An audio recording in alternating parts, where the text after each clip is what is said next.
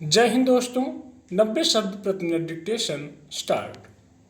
3 नए कृषि कानूनों के खिलाफ पिछले करीब 8 महीनों से जारी किसानों का संघर्ष जंतर मंतर पर पहुंच गया है।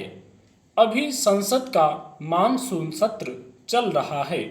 ऐसे में देश की सर्वोच्च पंचायत से थोड़ी दूरी पर किसान संसद के आयोजन का उद्देश्य स्पष्ट है। सरकार पर दबाव बनाने के साथ साथ किसान प्रतिनिधि देश को यह संदेश देना चाहते हैं कि वे लोकतांत्रिक तरीके से अपनी मांग रख रहे हैं। कहीं ना कहीं यह उस छवि का परिमार्जन भी है जो लाल किले कांड से इस आंदोलन की कभी बनी थी। किसान नेताओं का कहना है कि जब तक संसद चलेगी उतने दिन वे सुबह 11 से शाम 5 बजे तक जंतर मंतर पर अपनी पंचायत का आयोजन करेंगे। अच्छी बात यह है कि किसी टकराव से बचते हुए दिल्ली पुलिस ने भी किसानों को सीमित संख्या में अपना कार्यक्रम करने की इजाज़त दे दी और सुरक्षा के पुख्ता इंतजाम भी किए हैं। किसी भी लोकतांत्रिक देश में शांतिपूर्ण धरना प्रदर्शन के नागरिक अधिकार की गारंटी वह बुनियादी कसौटी है जिस पर उस देश की संवैधानिक नागरिक संस्थाओं की ही नहीं पूरी दुनिया की नज़र होती है।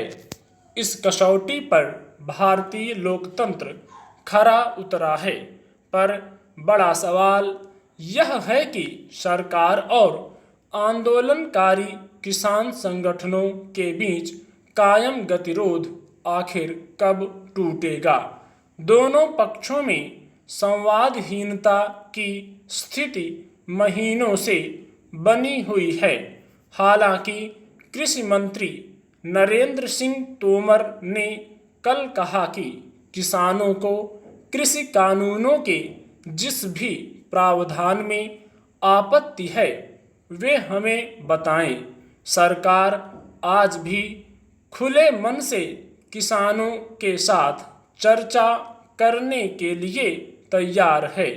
निस्संदेह बातचीत से ही समाधान निकलता है और कृषि मंत्री ने अपने तय एक मुनासिब रुख दिखाया, लेकिन मंत्रिमंडल में उनकी ही एक सहयोगी ने कल ही किसानों के लिए जिस तरह की भाषा का इस्तेमाल किया वह बातचीत की राह में रुकावट डालने वाली थी।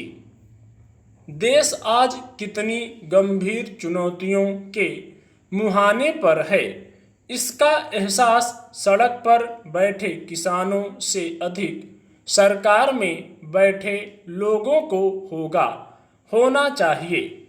महामारी के इस मुश्किल वक्त में देश की अर्थव्यवस्था को सहारा देने में कृषि क्षेत्र की भूमिका किसी से छिपी नहीं है। फिर मौजूदा राजनीतिक हालात में किसानों से टकराव सत्तारूढ़ गठबंधन के हित में भी नहीं।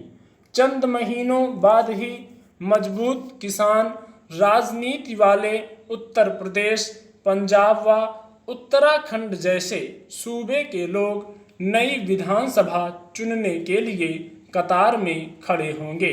ऐसे में सत्ताधारी लोगों को विशेष संयम बरतनी पड़ेगी। किसान संगठन बखूबी जानते हैं कि इन चुनावों के बाद सरकार पर दबाव बनाना आसान नहीं होगा। इसलिए उन्होंने सितंबर महीने से चुनावी प्रदेशों में कार्यक्रमों की घोषणा कर अपना मंसूबा साफ कर दिया है। बहरहाल दोनों पक्षों को व्यावहारिक रुख अपनाते हुए इस गतिरोध को तोड़ना चाहिए। किसानों को भी यह समझना होगा कि कोई आंदोलन अनवरत नहीं चल सकता। स्टॉप।